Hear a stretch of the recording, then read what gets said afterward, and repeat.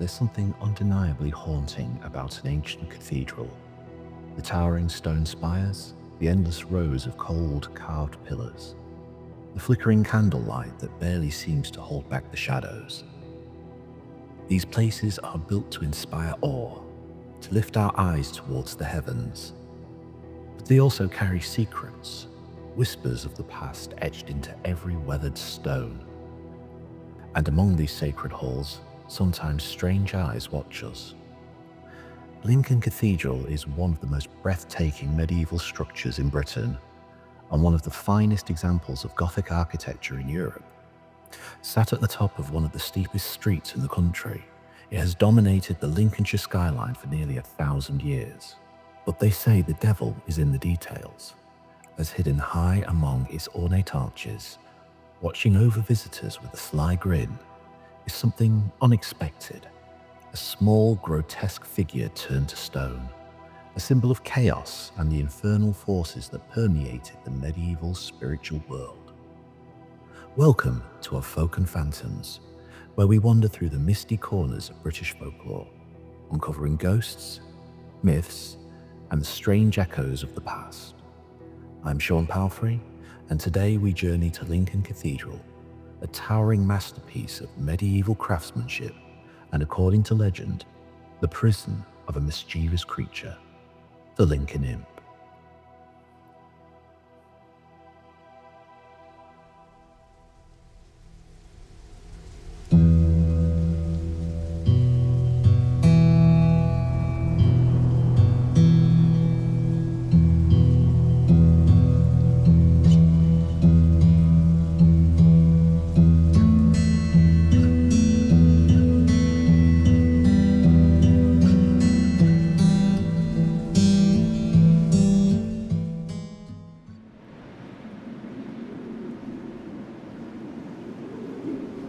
The wind comes first.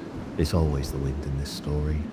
A violent gust sweeps across the Lincolnshire fens, bending the crops flat and driving clouds low across the sky. In its wake, two imps are said to have travelled north, borne on that restless current, unseen but not unfelt.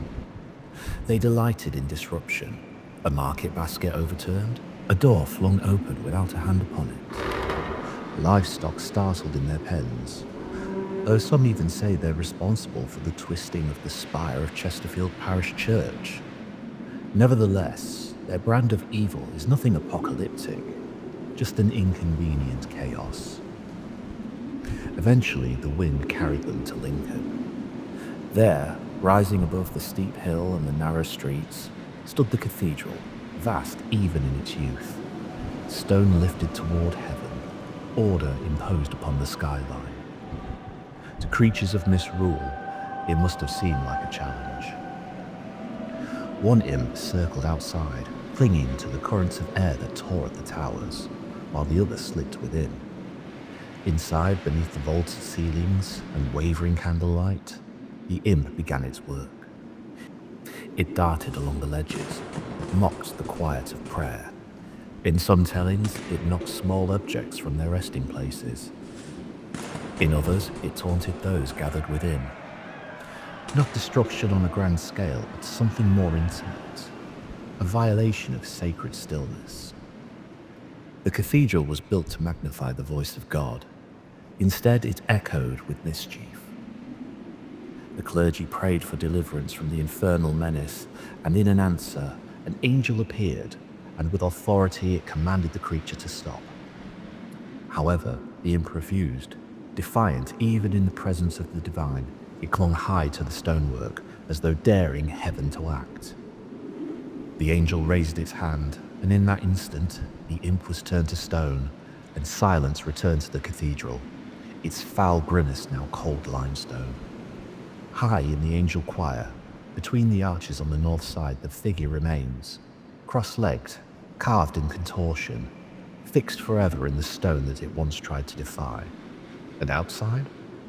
Some say the second imp fled, carried away on the same wind that brought it. Others claim it lingers still, the gusts that curl around the cathedral's tower nothing more than a restless spirit denied entry. The cathedral endured, and the imp has remained ever since, fixed in place, a fragment of chaos bound into sacred architecture. To this day, you can still see it, perched at the pinnacle of one of the columns near the shrine of St. Hugh. And if you stand beneath it long enough, craning your neck into the dim vaults above, you may understand why the story survived. Because something about that grin does not feel entirely defeated. A twisted little figure, its mouth locked in a silent, eternal laugh, a prisoner of its own folly against the might of the medieval church.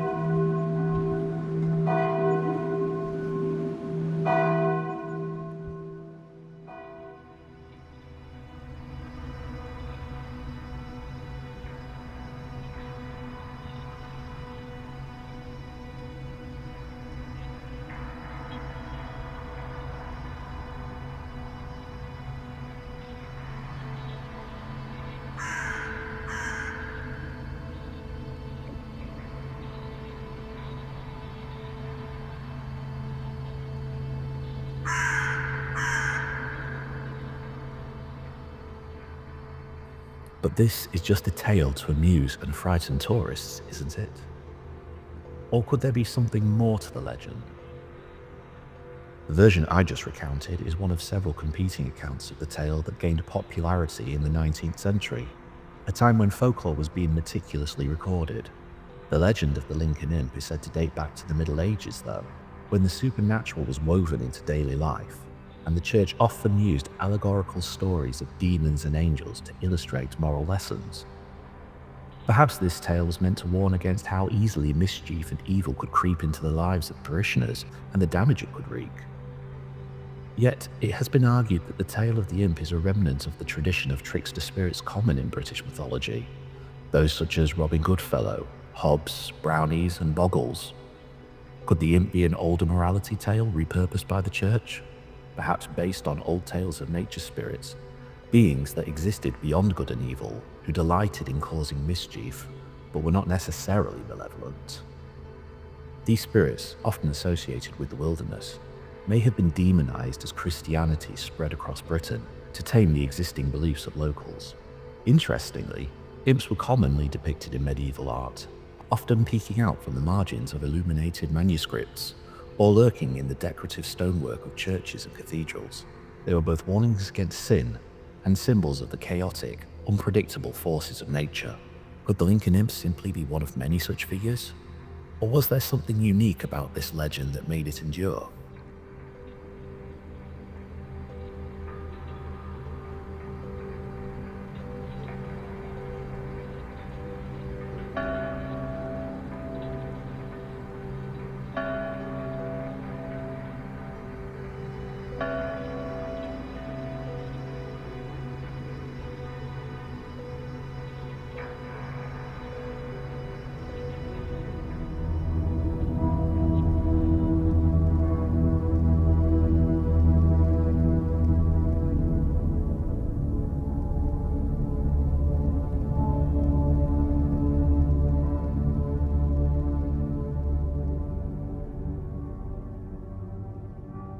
And then there's the imp's curious role in the city of Lincoln's identity. Unlike most demonic figures, the Lincoln Imp is not feared but celebrated.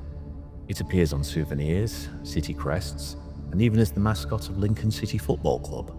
So how did this mischievous creature, once a symbol of chaos, become a beloved emblem? You could argue its popularity reflects the British love of rogues and tricksters, figures who challenge authority and defy expectations. Or simply, over time, the imp lost its association with fear and punishment, transforming into a quirky symbol of local pride. Even today, its image is widespread, cast in brass as charms, decorating shopfronts, and serving as a reminder that sometimes even the most mischievous spirits can find a home in history.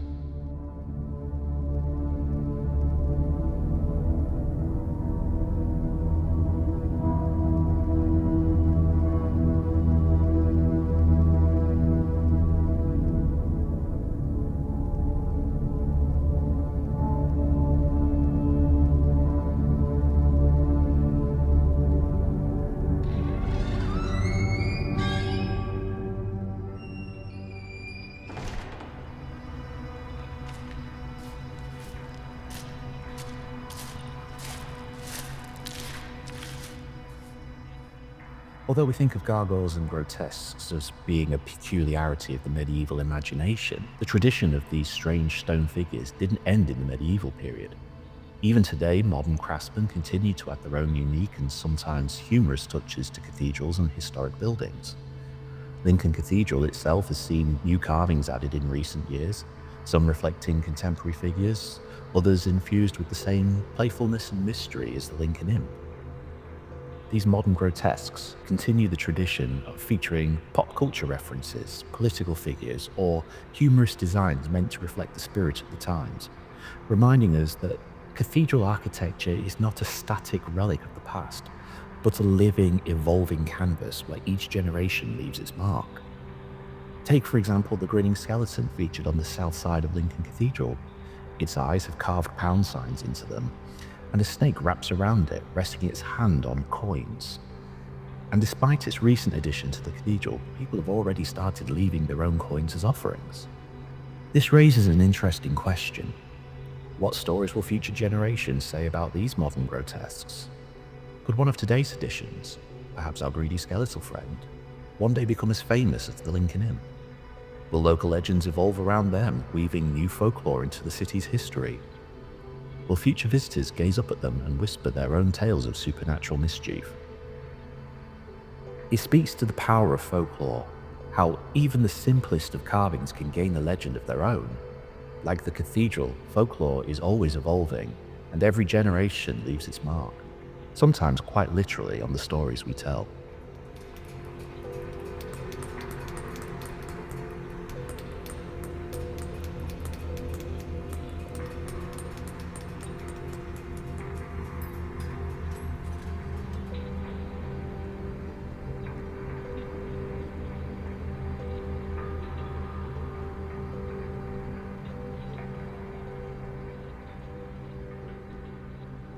But what if the legend of the Lincoln Imp is more than just a tale?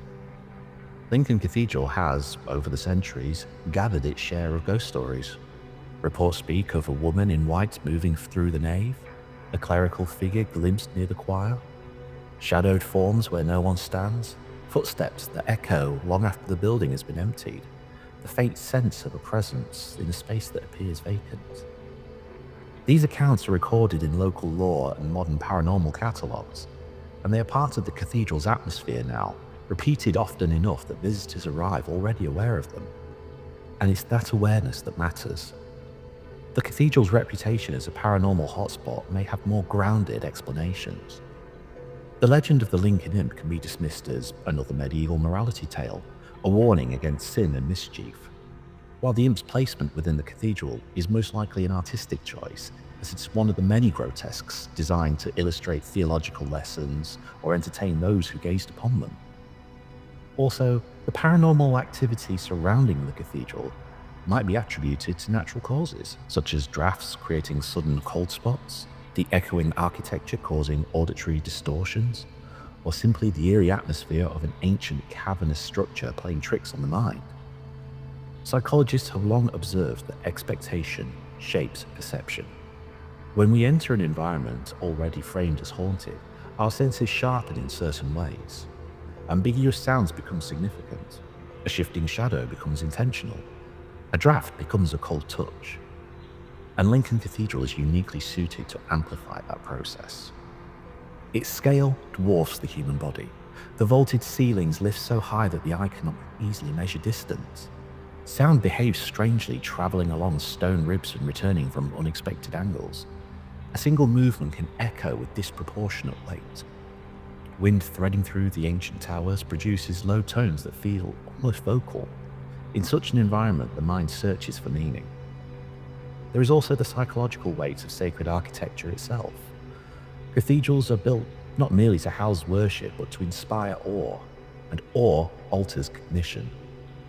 It slows perception, it heightens emotion.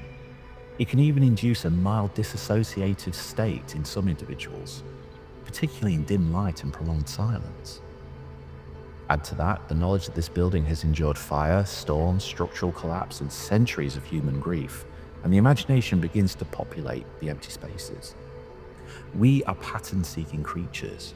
When confronted with uncertainty, the brain resolves ambiguity into narrative. A flicker at the edge of vision becomes a figure because a figure makes more sense. A faint murmur becomes a whisper because whispers fit in the context of a cathedral. The Lincoln Imp sits within that psychological landscape. It is a fixed point high in the angel choir. Visitors are told it was once a creature of mischief turned to stone mid-defiance. That framing alone invites projection. The mind fills in what stone does not provide. The grin becomes knowing. The stillness becomes tension. The height above the floor grants it vantage and power disproportionate to its size. Importantly, the imp itself is not the focus of recorded hauntings. The ghost stories associated with the cathedral concern apparitions, echoes, figures in white. The imp does not roam, it does not rattle chains, it does not whisper in the dark. Historians also point to the broader tradition of grotesques and impish figures in medieval churches across Europe. They are often used as decorative elements or symbolic representations of the struggle between good and evil. The Lincoln Imp, they argue, is no different, but a regional take on a widespread artistic and religious theme, later embellished into folklore by generations of storytellers. If we look at the location of the carving, it is situated high on the north side of the angel choir, and interestingly, it is not noticeable unless somebody points it out to you. However, it's worth noting that despite the bare stonework today, medieval churches and cathedrals would have been painted, and grotesques could even have been gilded to make them stand out. More than anything, we can thank Lincoln jeweller and watchmaker James Ward Usher for the modern popularity of the tale. Usher was an astute businessman who revived the medieval legend as a sales gimmick and registered a patent on the design for his own jewellery ranges. In fact, there is no definite pre-20th century sources for the legend, with the earliest written account coming from Arnold Frost in his 1897 poem, The Ballad of the Wind, the Devil and Lincoln Minster. In the introduction, he supposes that the legend may have also given rise to the expression, looking as the devil over Lincoln, which had been used by the likes of Alexander Pope, Jonathan Swift, and Sir Walter Scott, and first appeared in the Proverbs and Epigrams of John Hayward in 1562. It might be that the cathedral's own tumultuous history are the origins of its association with the devil's jealousy towards it.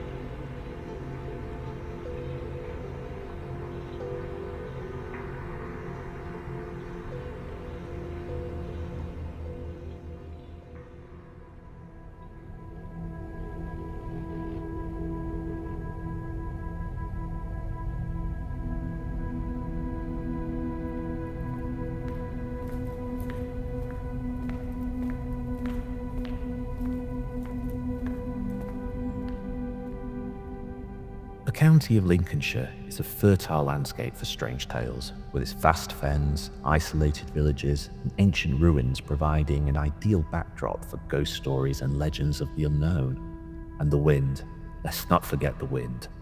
The Lincoln Imp is just among the many figures that populate the region's haunted history. Consider, for instance, the lesser-known Grimsby Imp, a 700-year-old carving that legend records as the Lincoln Imp's partner in crime, that fled the cathedral when the angel appeared, and was ultimately apprehended by the divine being when it renewed its campaign in Grimsby. However, stylistically, this imp looks far more human than his counterpart, and may be a case of another area trying to get in on the legend. There is also the legend of the Black Dogs of Lincolnshire. These spectral hounds are said to roam the countryside with glowing red eyes, and are commonly seen as harbingers of doom or luck depending on who you talk to. Like the imp, the black dog is a trickster of sorts, appearing suddenly and vanishing without a trace, leaving fear and mystery in its wake. But we'll come back to those in a later episode. Similarly, stories of will-o'-the-wisps, ghostly lights leading travellers astray, persist in the marshlands, blurring the line between folklore and unexplained phenomena. Patterns of supernatural intervention, mischief, and spiritual punishment appear time and time again in Lincolnshire's folklore, reinforcing the idea that the Lincoln Imp is not just a singular legend, but part of a larger tapestry of mystical stories woven into the country's history. These connections invite us to consider how folklore evolves. Was the Lincoln Imp a later addition to a longer tradition of supernatural tricksters? Or did it inspire other legends with its mischievous nature echoing through the region's tales of ghosts, demons, and fairy beings? Whatever the case, the Imp remains one of Lincolnshire's most enduring and enigmatic symbols, both a local curiosity and a window into the rich, layered history of British folklore.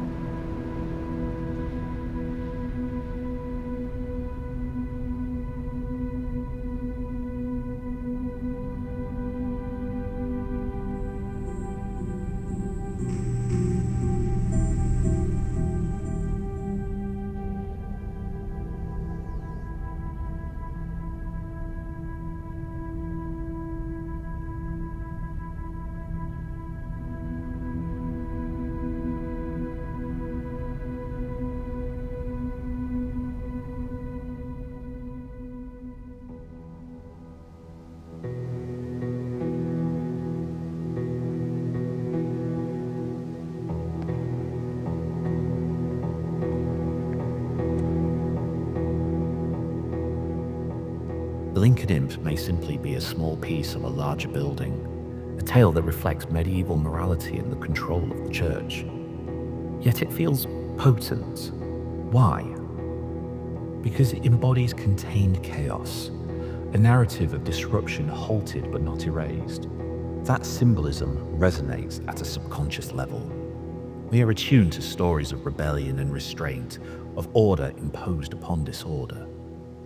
Standing beneath it, the mind does what it has always done in sacred spaces. It reaches outward for meaning and inward for explanation. Strange acoustics, light distortion, cold drafts, and suggestion, combined with Victorian revivalism, folklore, and commercial popularization to elevate a simple piece of carved stone. But explanation does not dissolve atmosphere. Because what truly unsettles in a place like this is not the idea of a literal demon bound in limestone. It is the confrontation with age, with continuity, with the knowledge that generations before us stood in this same shadow and told the same story. The haunting, perhaps, is cumulative imagination, layer upon layer of belief pressed into stone. And when you stand alone beneath the arches as evening gathers and the wind circles the towers, your mind does what minds have always done. The imp does not need to move. The mind moves for it.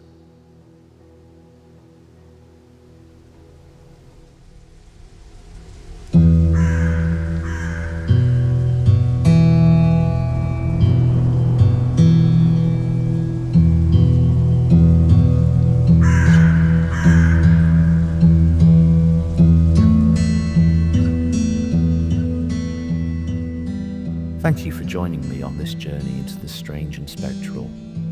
If you enjoyed today's tale, be sure to follow us on our social media channels, and don't forget to like and subscribe. And if you have your own eerie story, folklore, or local legend, I'd love to hear it. Until next time, keep your lanterns lit and your wits about you, because you never know what might be lurking in the shadows. Good night.